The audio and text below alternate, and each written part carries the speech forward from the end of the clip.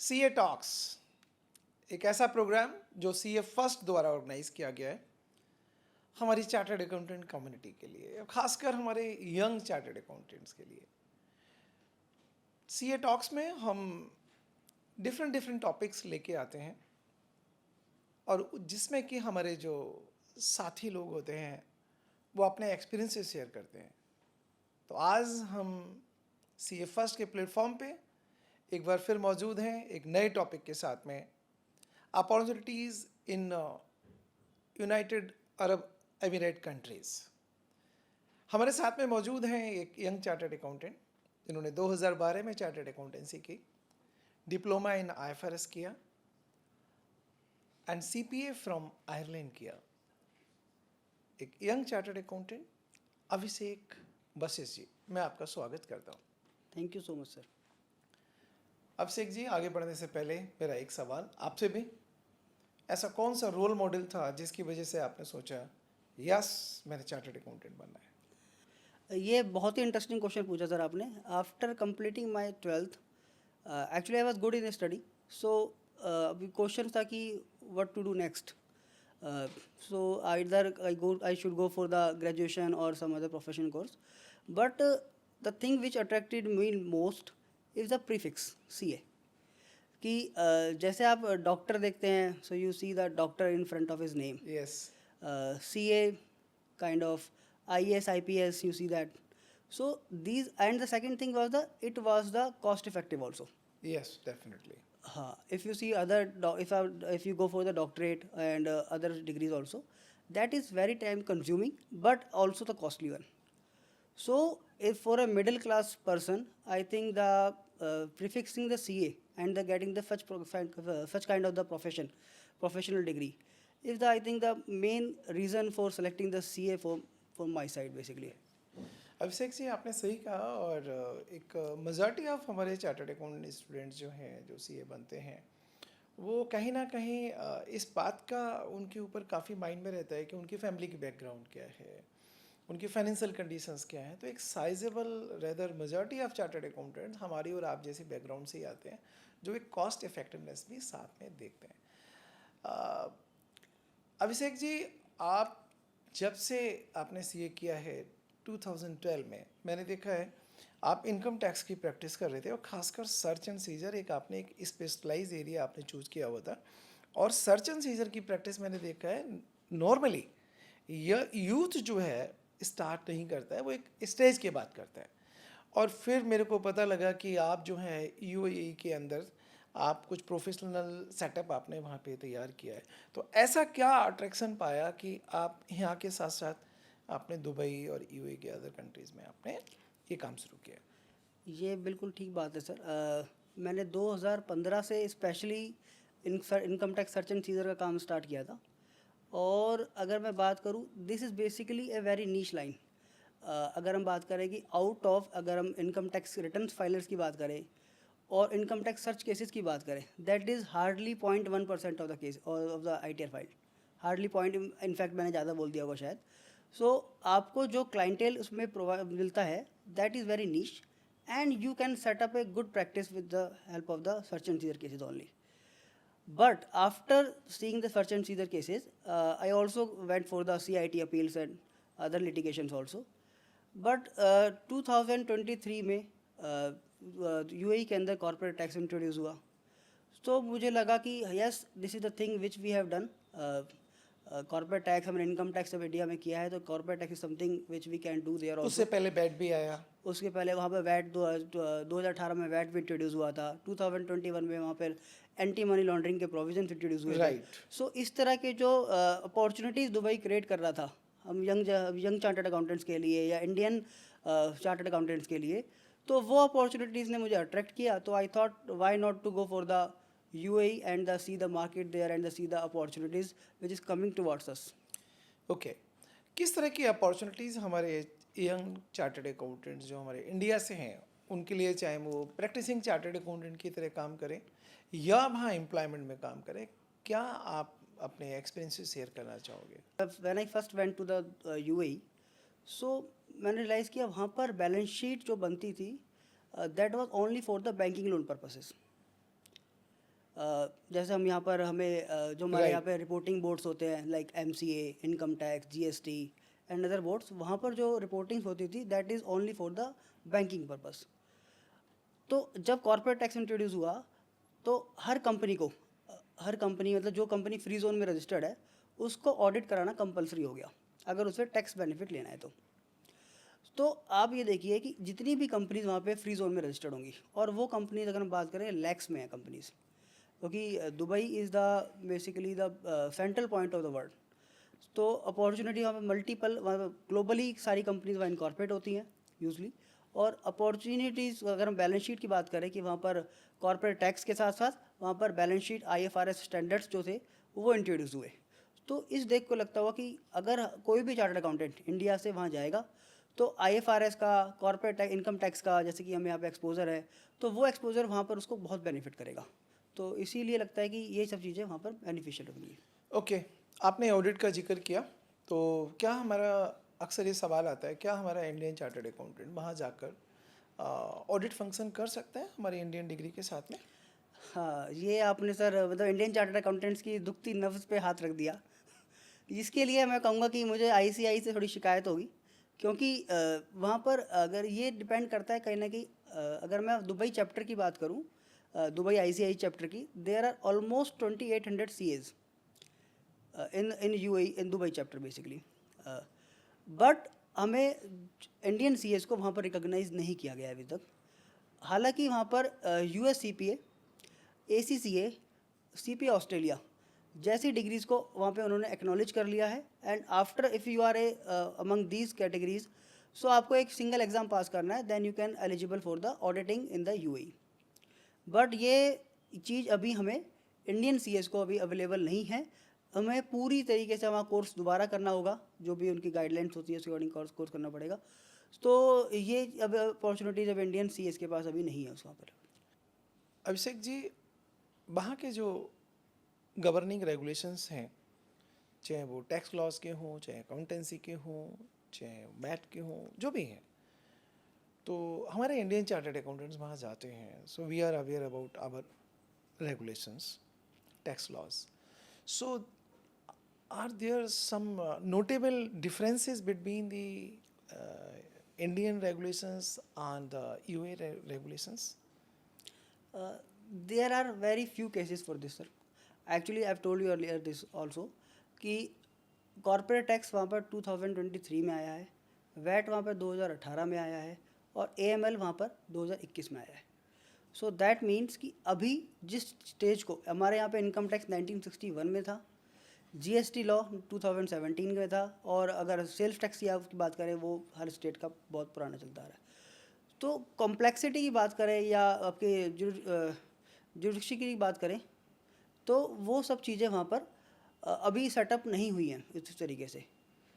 तो डिफरेंसेस के लिए अगर हम अकाउंटिंग की बात करें, तो हम जैसे यहाँ पर इंडिया AS फॉलो करते हैं, इंडियन अकाउंटिंग स्टैंडर्ड्स फॉलो करते हैं, अभी वहाँ पर ये रूल है कि उन्हें IFRS, international financial reporting standards follow करना होगा।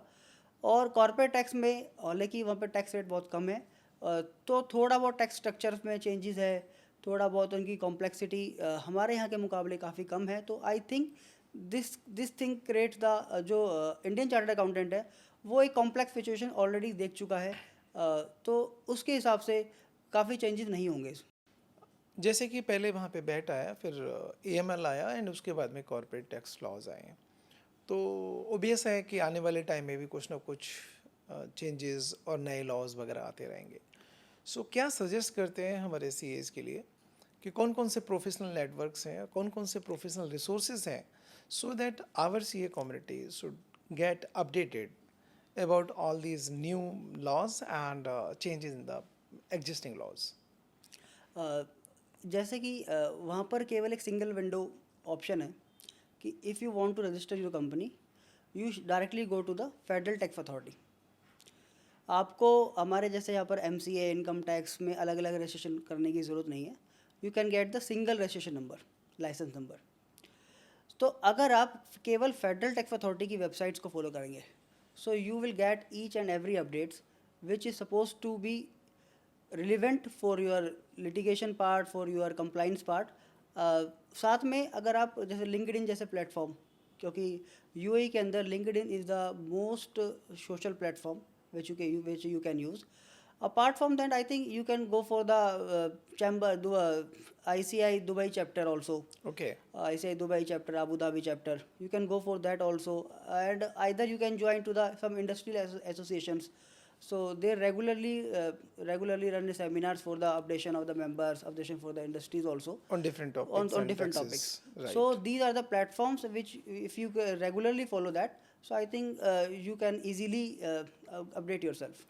एक सवाल आता है जो भी हम लोग हमारे प्रोफेशनल चार्टर्ड अकाउंटेंट्स में जा रहे हैं कि क्या सैलरी रेंज अगर हम इंडियन एनवायरनमेंट को देखें और वहाँ का देखें तो क्या सैलरी रेंज या प्रोफेशनल चार्टर्ड अकाउंटेंट जो प्रैक्टिस में है या स्टार्ट करने वाले हैं क्या उनका प्रोफेशनल फीस का structure comparison to our country? ये सर आपने बहुत रिलेवेंट क्वेश्चन पूछा. तो आई थिंक अगर आपका डिसीजन होता है कि अगर आपको जाना है या नहीं जाना है, so commercials is the first thing which comes to your mind. So अगर मैं बात करूं कि Indian chartered accountants, if you are a completely chartered accountant and fresher chartered accountant, एक या 2 साल के एक्सपीरियंस बाद, you can easily get the job of around 10,000 dirham. अगर हम 10,000 dirham कन्वर्ट करें, so that will be around 2.5 lakh रुपये, 2.5 लाख रुपये अप्रॉक्सीमेटली पर मंथ. और अगर आप एक्सपीरियंस हो जाते हैं after 10 years 15 years let us से, you can go up to the let us say 40,000 50,000 dirham. So that comes to the around 11 lakh rupees. But this is not the end. Your lifestyle gets changed, so your expenses will also increase for that. Right. So ऐसा नहीं है कि अगर 10,000 dirham की अगर आपको job मिल गई है, so but still there will be the expenses of around 7,000 dirham. So you can easily save the 3,000 dirham for your personal, for your future basically.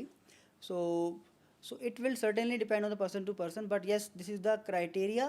अगर आप जॉब करते हैं और अगर आप प्रैक्टिस में जाते हैं तो just like the any other profession, there is no limit. So आप कुछ भी अचीव कर सकते हैं. एक बड़ा प्रैक्टिकल सा क्वेश्चन आता है, सबके दिमाग में आता है, और ख़ासकर वो लोग जो वहाँ जाना चाहते हैं, अपनी प्रैक्टिस एस्टेब्लिश करना चाहते हैं.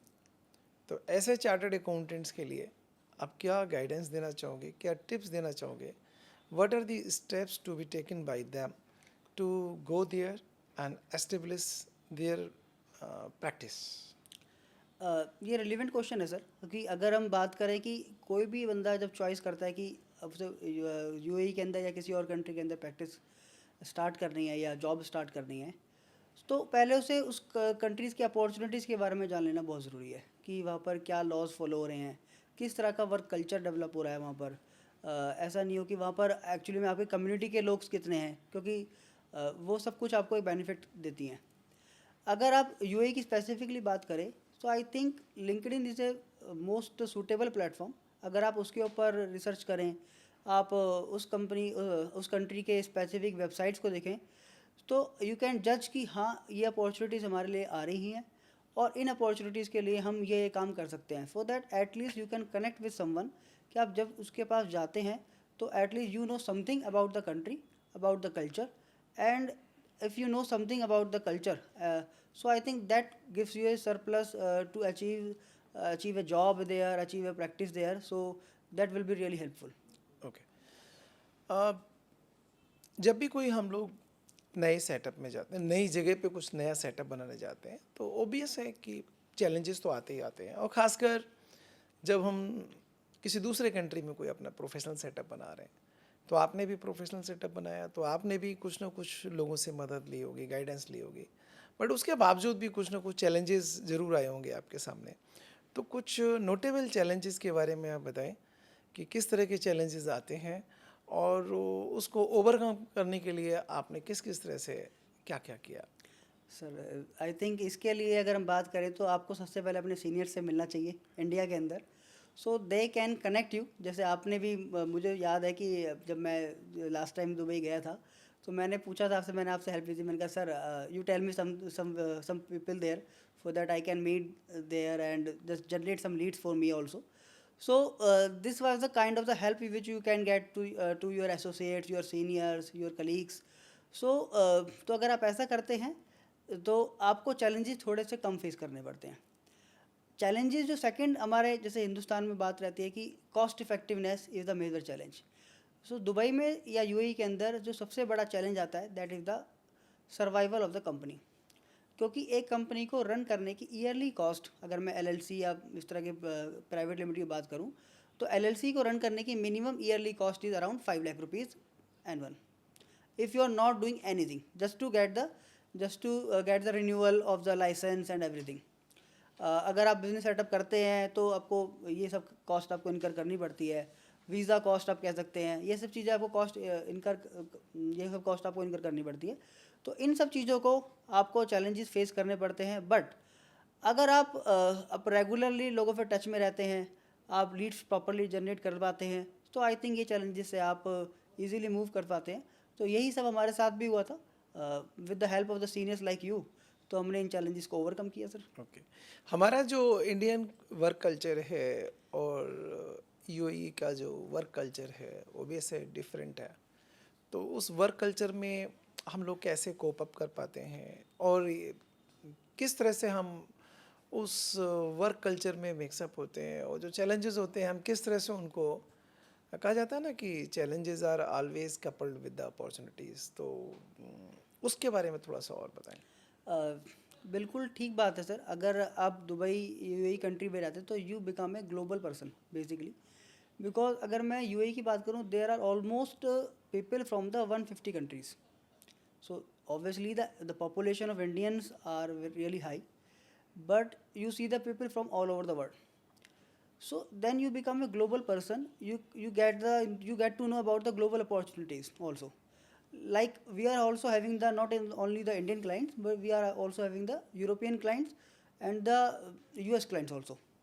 So अगर जब आप फिर एक लिमिटेड नहीं है आप यूएई तक के लिए या फिर आप एक इंडिया तक के लिए।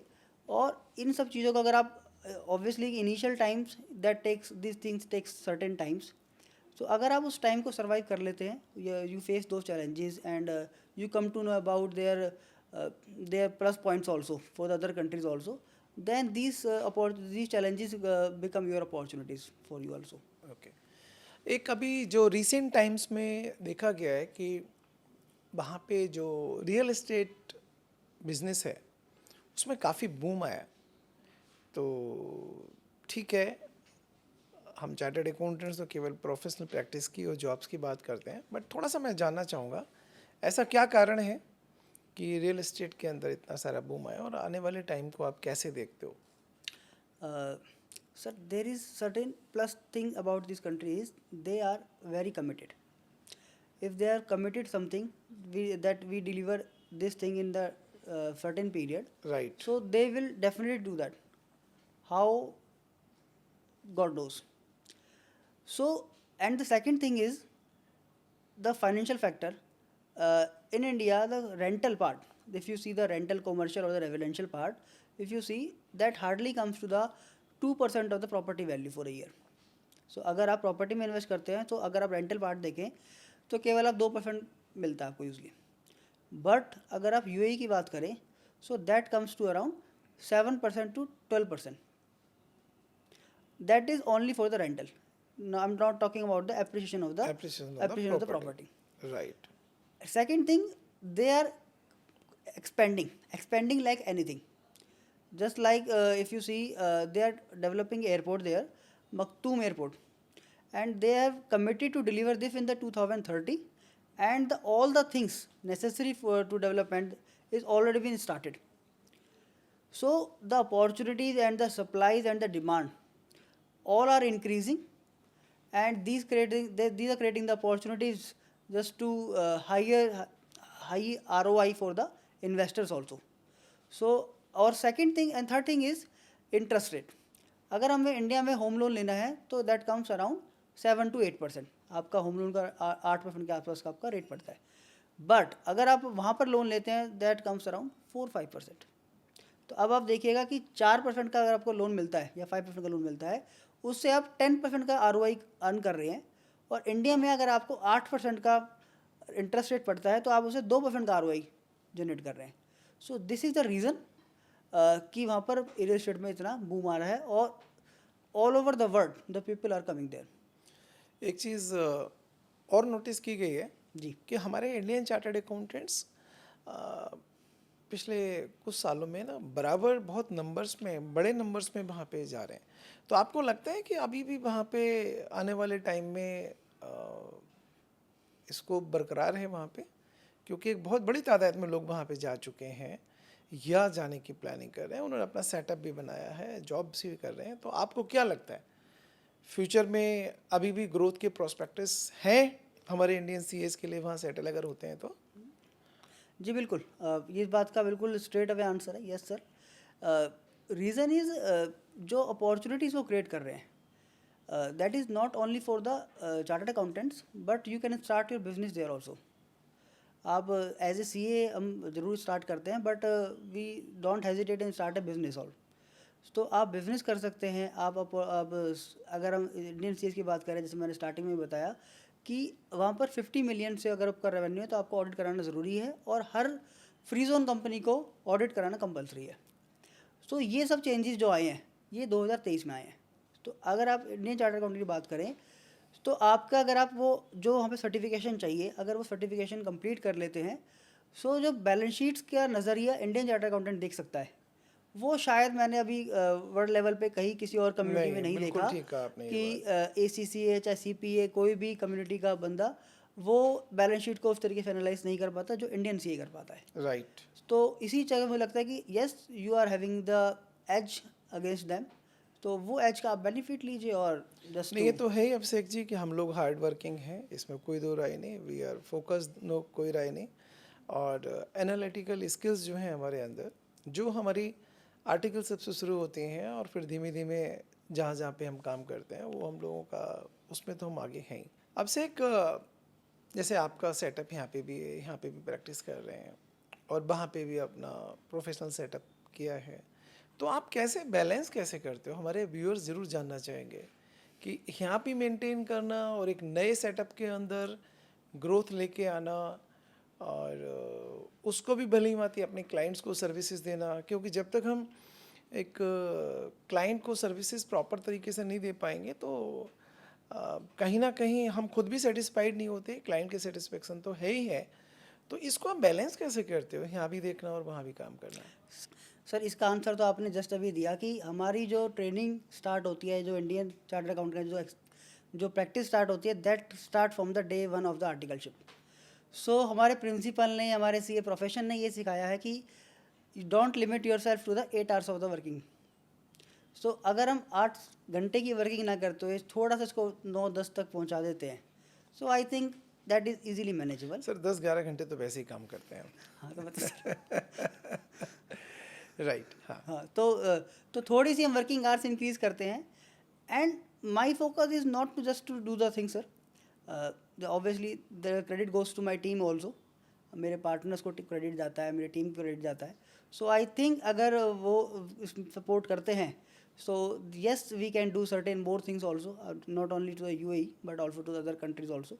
So, if you are having the capable team, capable team partners, so you can expand to the anywhere. Abhishek ji, अगर मैं बहुत शॉर्ट में पूछूं तो हमारे यंग सीए के लिए वहाँ पे किस किस तरह की अपॉर्चुनिटीज़ हैं और क्या उनके ग्रोथ के प्रोस्पेक्टस हैं? हाँ सर, आप अगर यंग CAs की बात करें, yes you can easily go for the job. आप और सबसे अच्छी बात है कि सैलरीड एम्प्लॉयज़ के लिए वहाँ पर टैक्स नहीं है। आपके जो टैक्स लगेगा that is only for the corporate tax if you are doing the business. अगर आप एज ए एम्प्लॉय जाते हैं, so there is no tax of the income, there is no tax like corporate tax for you. So अगर आपकी, letter से हम बात करें कि आपकी एक रीजनेबल सैलरी भी होती है, that you can easily survive there. और इंडियन चार्टर्ड अकाउंटेंट्स के पास एक एज है other professional, other accountancy professional के अलावा, कि वो they can survive and they can do better for the country, specific country, and for the company as well. So I think if अगर मैं बात करूँ कि इंडियन चार्टर्ड अकाउंटेंट की वहाँ पर अच्छा नंबर है और वो अच्छा ग्रो कर रहे हैं as compare to other accountants.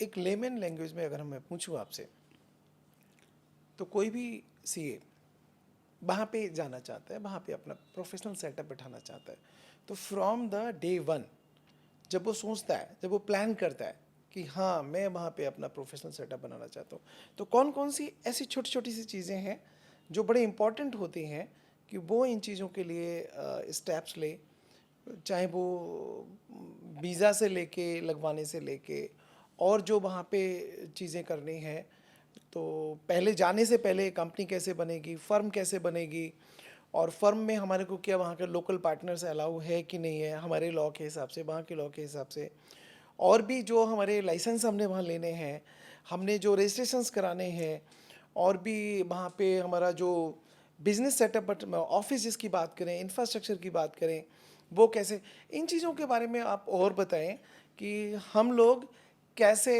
Smoothly इन कामों को कर सकते हैं। अगर सर आप किसी भी कंट्री में जाने की सोचते हैं तो आप उसका वहाँ पे जो सोशल मीडिया प्लेटफॉर्म है आप उसके बारे में सर्च कीजिए। और अगर जैसा मैंने बताया कि लिंक्डइन वहाँ पर एक बहुत अच्छा प्लेटफॉर्म है। इनफैक्ट अगर आपको जॉब सर्च करनी है you can go to the LinkedIn. Second thing, अगर आपको कंपनी सेटअप करनी है सो यू शुड डिसाइड कि आपको किस पर्पज़ के लिए कंपनी स्टार्ट करनी है। अगर आप सीए प्रैक्टिस में बात करते प्रैक्टिस हैं, की बात कर प्रैक्टिस की बात करते हैं, तो अगर आप फ्री जोन में कंपनी सेटअप करते हैं अपनी, तो कहीं ना कहीं आप केवल फ्री जोन के क्लाइंट्स को ही सप्लाई दे पाएंगे, सर्विस दे पाएंगे। और अगर आप मेनलैंड में कंपनी अपनी सेटअप करते हैं so you can do accountancy service for the complete UAE, not only for the free zone. तो आपको ये डिसाइड करना पड़ेगा। सेकंड थिंग, अगर आपको लगता है कि yes I will go for the auditing only, तो फिर आपको एक ऑडिटिंग फर्म सेटअप करनी पड़ेगी। और अगर आपको लगता है कि ठीक है अभी मैं अकाउंटेंसी, टैक्स या कंसल्टिंग वाले बिजनेस में ही सफिशिएंट हूँ, so yes you can setup only ये accountancy company.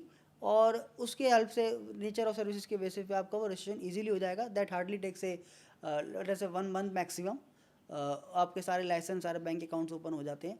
But the point is कि आपको डिसाइड करना है कि yes I have to set up this type of type of company. And what kind of registrations and licenses we are supposed to take? For the CA practice, I think you need to take only the company setup. Only the company setup, LLC you can incorporate the LLC. और अगर आप free zone में incorporate कर रहे हैं that the cost is very reasonable as compare to mainland. तो आपकी 15,000 दिरहम में आपकी कंपनी इजीली इनकॉर्पोरेट हो जाती है। ओके। हाँ, और अगर आप मेनलैंड में जाते हैं दैट विद वन वीज़ा, तो आपको एक वीज़ा चाहिए होता है। जैसे कंपनी सेटअप करनी है, अगर आपको एक कंपनी के अलावा वहाँ पर 1 या 2 वीज़ा आपको लेने होते हैं साथ में, ताकि आप रेगुलरली वहाँ मूव कर पाएँ। तो वो वीज़ा कॉस्ट हो गया आपका। अगर आप कोई और तरह का सेटअप करना चाहते हैं, लेटर से जैसे मेडिकल सेटअप करना चाहते हैं, तो आपको मेडिकल लाइन में जो प्रोडक्ट है आपका वो आपको रजिस्टर करना पड़ता है वहाँ पे जो म्यूनसिपैलिटी है उसके पास, या जो उनका इकोनॉमिक अफेयर्स कंपनी है, मिनिस्ट्री ऑफ इकोनॉमिक अफेयर्स है, वहाँ पर आपको वो रजिस्टर करना पड़ता है। सो इस तरह के रजिस्ट्रेशन आपको अलग अलग करने होते हैं। But the best thing is that कि आपको वो एक सिंगल विंडो है, you can apply to the single window और आप इजीली उसको रजिस्ट्रेशन कर सकते हैं। और maximum of the working you can get to the on government website which is federal tax authority. Okay.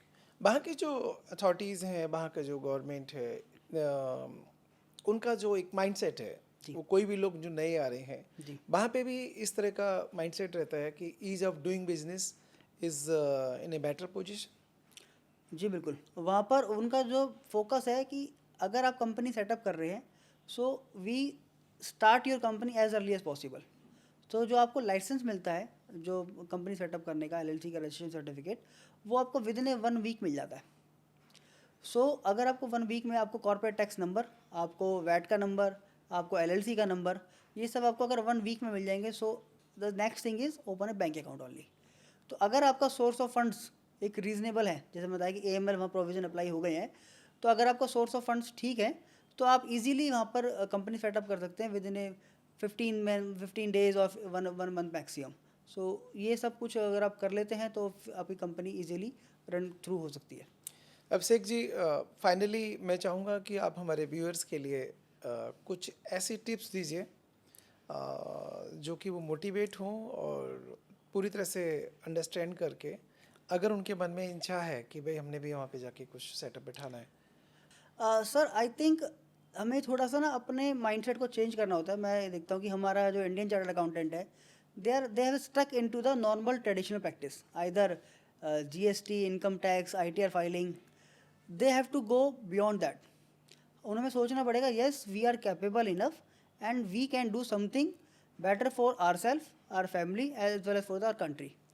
सो अगर हम ऐसा कुछ सोच के चलते हैं तो आई थिंक फिर हम अगर किसी भी कंट्री में जाएं, ज़रूरी नहीं है कि UAE में जाएं, आपको लगता है कि आप UK में जाएं, आप US में जाएं, तो आपके पास अपॉर्चुनिटीज़ बहुत हैं.